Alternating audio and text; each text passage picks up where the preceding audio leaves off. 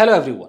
So guys basic to advanced English का जो मैं सीरीज चला रहा हूँ यहाँ पर गाइज मैंने स्टेट ऑफ बीइंग बता दिया, स्टेट ऑफ पोजीशन भी बता दिया, स्टेट ऑफ बीइंग में टाइम भी लगा दिया, पोजीशन में भी टाइम लगाकर बताया।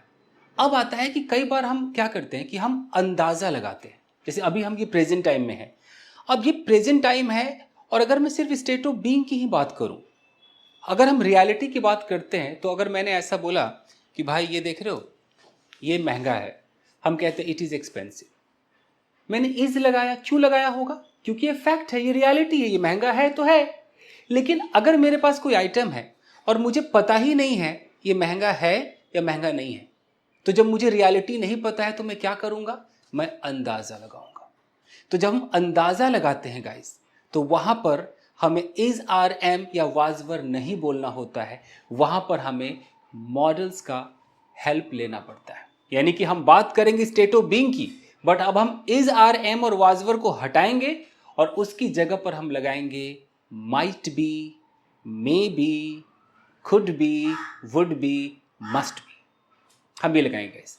तो देखते हैं कैसे करेंगे। तो अगर मान लीजिए कि आप अभी प्रेजेंट टाइम में खड़े हैं और प्रेजेंट टाइम में आप अंदाजा लगा रहे हैं कि यार मान लो कि अभी दरवाजा नॉक हो गया, किसी ने दरवाजा नॉक किया, ऐसे मैं यहां पर हूं, क्या मुझे पता है कि इस दरवाजे के पीछे कौन है? मुझे नहीं पता, तो मैं यहां से अंदाजा लगाऊंगा। अब आप हिंदी में जो भी सोचो कि पापा होंगे, मम्मी होगी, वो हो सकती है, कोई सकती, कोई गागेगी, कुछ भी नहीं।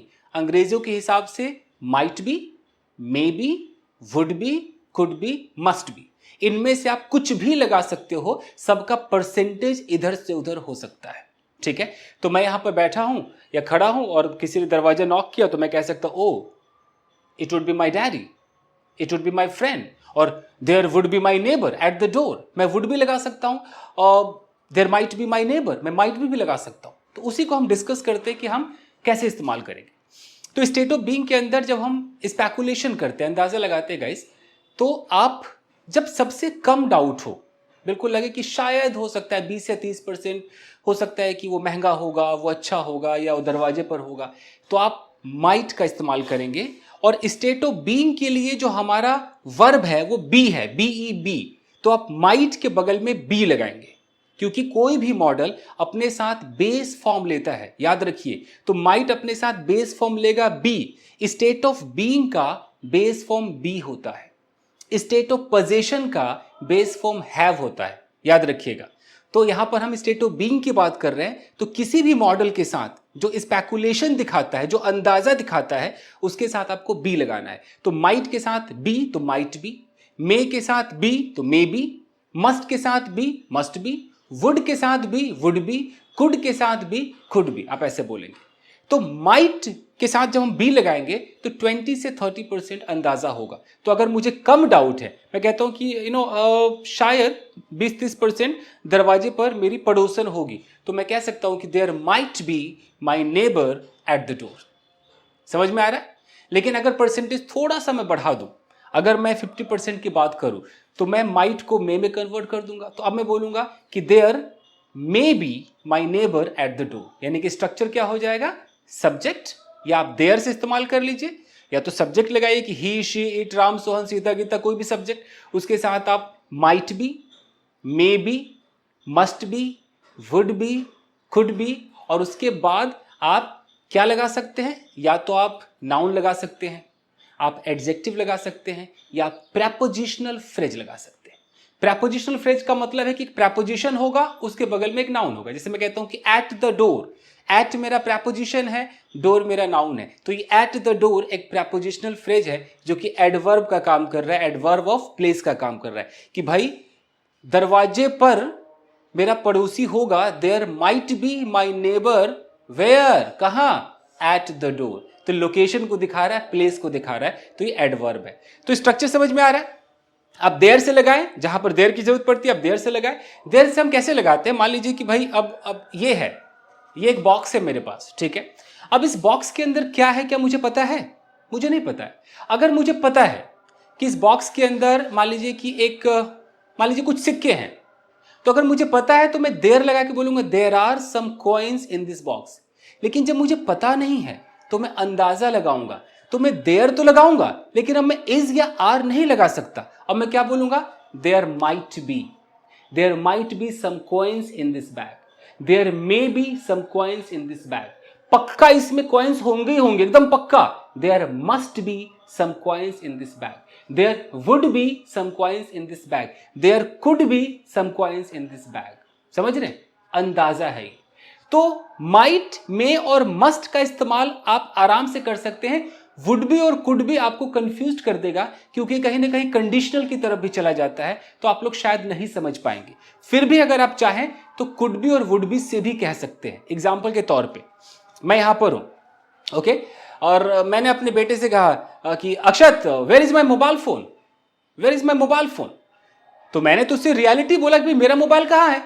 अगर उसे रियलिटी पता, बोलेगा daddy daddy your mobile is on the table, your mobile is on the table, उसने इज लगाया, क्यों? रियलिटी है।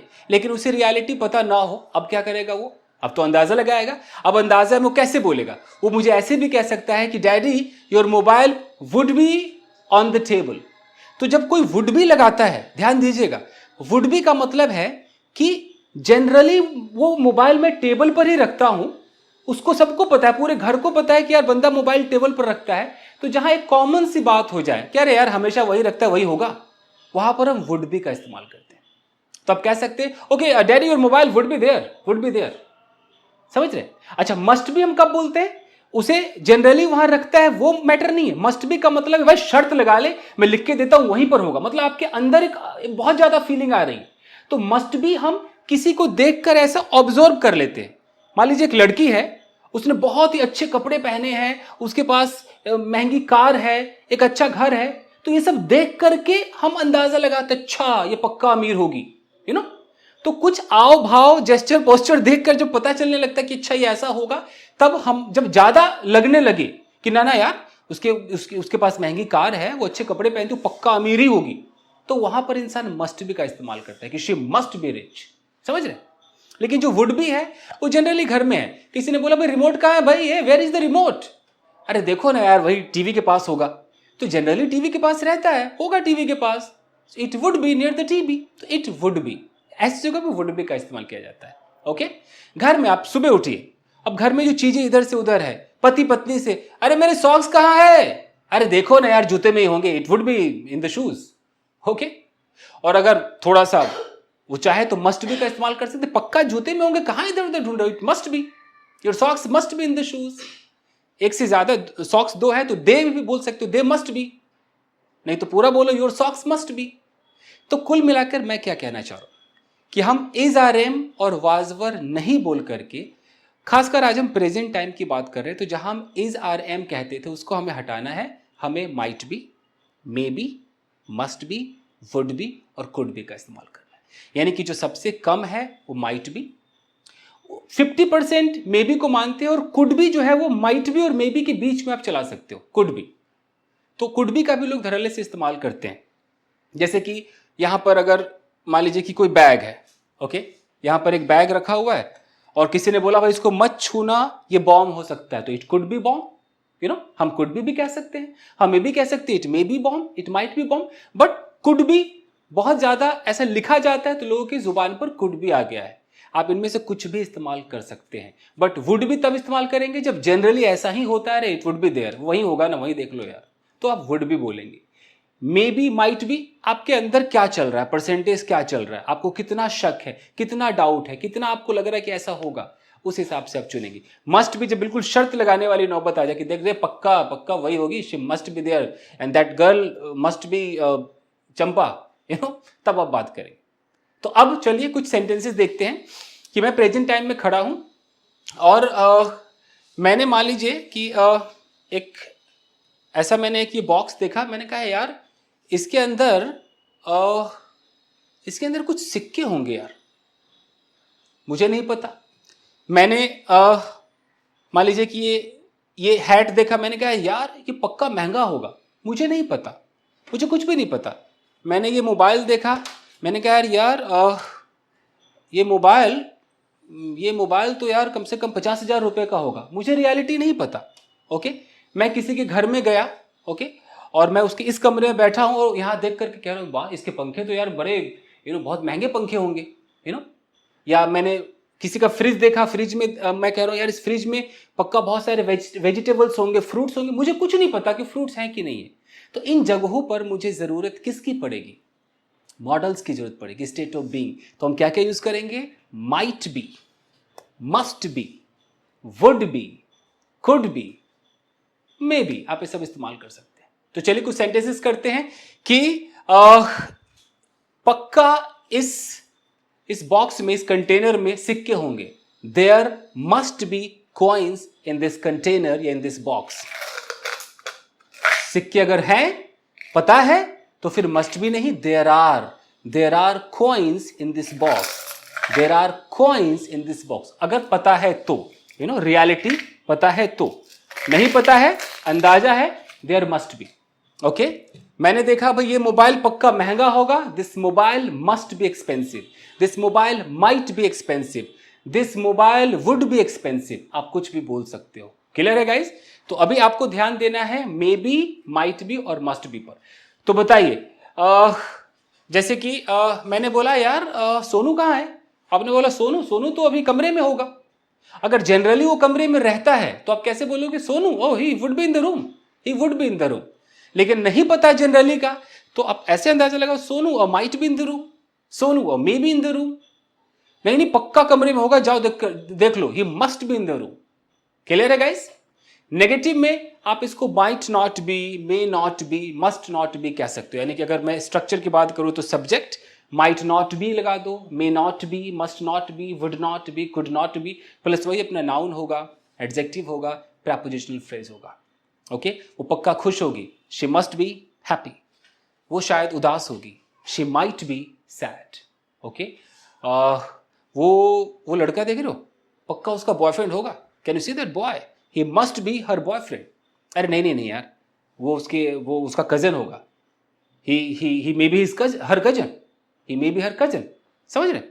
इस तरीके से आप बोलिए यार उसकी उम्र यार 16 साल की होगी, she would be 16 years old, her age would be 16।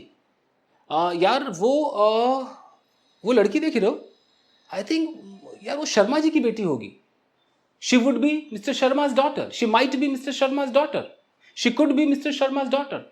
यार ये तुम्हारे लिए डेंजरस हो सकता है, it could be dangerous for you, it might be dangerous for you.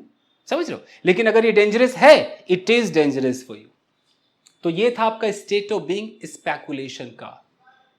अगर इसके अंदर कोई सवाल पूछना चाहे कि क्या वो सुंदर होगी, तो ऐसा कोई पूछता नहीं कि माइट शी बी ब्यूटीफुल, करने को कर सकते हैं बट चलता नहीं है। तो यहां पर जनरली इंसान डू यू थिंक का सहारा लेता है कि तुम्हें लगता है यार, डू यू थिंक, तुम्हें लगता है कि वो सुंदर होगी, do you think she would B beautiful, do you think she would be 16 years old, तुम्हें लगता है कि वो 16 साल की होगी, तो आप डू यू थिंक का सहारा ले सकते हैं गाइस। क्लियर है? तो ये था आपका present state of being speculation वाला, प्रेजेंट में था। अगले एपिसोड में हम देखेंगे कि अगर इसका पास्ट वर्जन करना हो तो हम कैसे करेंगे। ठीक है? तो बस आज के लिए इतना ही दोस्तों, मिलते हैं अगले एपिसोड में। Till then take care, keep practising and have fun. Thank you guys, thank you.